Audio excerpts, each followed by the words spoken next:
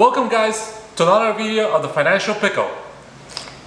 So it's been a very gloomy day here in Miami. Rain's been going all day, and that kind of goes into setting up the environment or the topic for today's video, and that is the Consumer Price Index. For those of you that don't know what the Consumer Price Index is, the best way of me to describe it is just like a measuring device of price changes in a weighted basket of items. Let's say when it comes to fuel, when it comes to food, and etc. It just measures the basic average price increase or decrease in that case. So early this morning, the Consumer Price Index for June was actually released, and there's a lot to talk about, and that's what I want this video to cover, and that is just how many certain things have jumped in prices, why the media saying, oh, it's jumped up by like 5.4% is like the biggest increase over who knows when, whatever. Why we shouldn't really focus on that big 5.4% number. This number does not mean the inflation is up by 5%. That is a tremendous number. Actually, inflation only increased by a little bit under 1%, so about 0.9%, which is, yes, based on history, this has been the biggest increase since 2008, the middle of 2008. So that is a big jump. And why did it jump? So there's a few things I want to cover in this video. I want to show you guys why it jumped, what are the main factors, what is the driving force behind that increase, which to me is not really concerning. Obviously, if you guys paid attention to the stock market today, it didn't perform very well. It was kind of flat, a little bit, it closed a little bit lower, but it didn't really impact the market the way people thought it is, especially with these numbers. The impact should be massive, and there's a reason why this is happening, and I want to kind of cover that, go into a little bit more in detail and cover that, why the impact on the market, even though with this 5.4% number increase that the media is all like roaming about, there's headlines everywhere today, it's not that bad. And in my opinion, I believe inflation is going up, but it's going up with a normal pace. So let's dive into this video. Let's dig a little bit more into the Consumer Price Index detail, and let's cover this crazy inflation that we're supposed to get based on the media's expectations or based on the media's talk. The main thing why inflation is actually so high up is driven by a few factors. The major one is the used car market. Used cars are very expensive based on the chip shortage, which is driving the prices up and so on. Another major driver was the food, especially when it comes to the meat industry, and I'll cover that a little bit more in detail. And finally, you guys have probably felt this pain a lot. I'm feeling this pain at the gas pumps, but gas prices. They've gone crazy. The prices have increased tremendously, and that's driving the energy sector, especially, is driving this inflation number a little bit higher up. And some of the minor factors that are actually contributing to this inflation number is also air travel and actual vacationing or lodging. That is also driving this pricing index up, which I'm not sure why, because these specific sectors struggled a lot over the last year. I'm guessing there's more demand now, so pricing is slowly, following up the demand, providing that supply, increasing the price a little bit, and demand is growing. And now I just want to show you the table that the Consumer Price Index provided, and I want to go over a little bit. So let's get back to the computer and let's go over this table. I set you guys right up here. I'm not sure how well you can see my beautiful face. I guess that depends who you ask. If you ask my mom, she thinks it's a beautiful face. Maybe if I ask you guys, you might not so agree so much. I'm not gonna be showing you my face too much. I want to show you this table that we're gonna go and look at right now, and just go over it and kind of ease your mind when it comes to inflation. I want to mention very heavily that this inflation number, it's not that bad as the media is making it to be. So over here you guys can see the little table I created. This actually comes from the CPI index, that is public information. And I highlighted in red the numbers that I mentioned or they were concerning or what drove the inflation up. So you guys can see the used cars and trucks actually drove inflation up by 10.5%. That is a huge number. Nothing is coming up close to that. The next one down the line was fuel and oil. As I mentioned, gas prices have been going crazy based on certain policies, based on changes, demand, etc. Gas prices have been going up, and you guys can feel the pain at the pumps. Another one, which was tied to that, I would say, is the energy and commodities. That kind of goes with the fuels. But this one right here, I highlighted yellow. It's about 2.5% that went up. But meat, poultry, fish, and eggs, that was very surprising to me. I'm guessing stuff at the grocery store is going to start getting a little bit more expensive, which is actually a contributing factor to inflation. And then another category that's very surprising is the airline fares. I'm not sure why airline fares have went up. They haven't went up as much as previous months. You guys can see this is April and March. They haven't went up, but there's still a driving factor. I'm guessing because the recovery has started and pricing is going up, there's more demand, people want to travel more and get out. With that being said, I'm actually curious to see which portion of the food consumer price index actually went up. So let's go to the next table. This table kind of gives you a little bit more detail into what's going on. And we guys can see, like right here, I also highlighted everything in red. And you guys can see beef and veal went up. Uncooked beef, which I'm guessing that's at stores, uncooked beef steaks, they went up.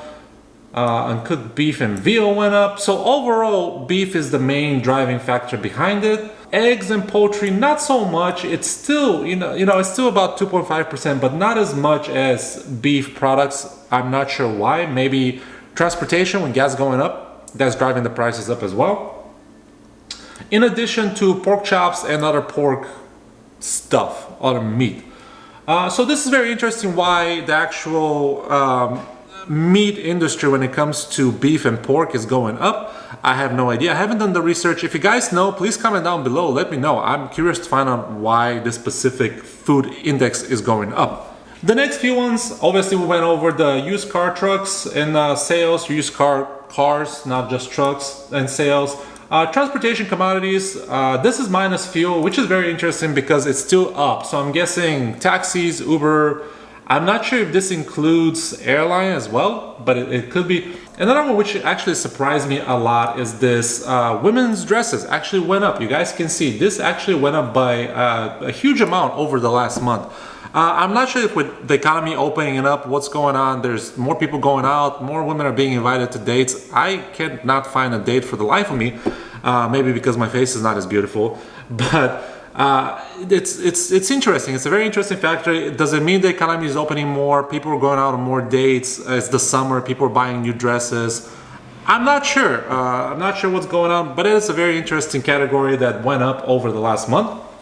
And then these two categories right here, lodging away from home and other lodging expenses, that actually went up too, which is very interesting again. If more people are trying to travel, prices can go up because there's more demand, which kind of leads also to why the airline prices are going up as well.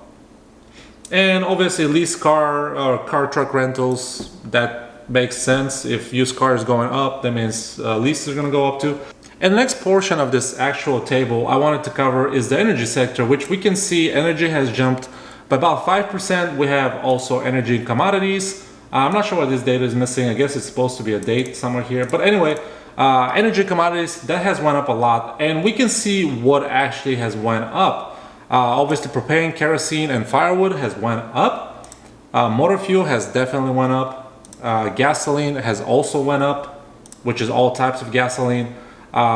Gasoline unleaded regular, that's actually a big driving factor versus mid-grade and versus premium. So you guys can see the average of all type of gasoline is up about 9.1%. So unleaded mid-grade gasoline has actually not increased as much as everyone else.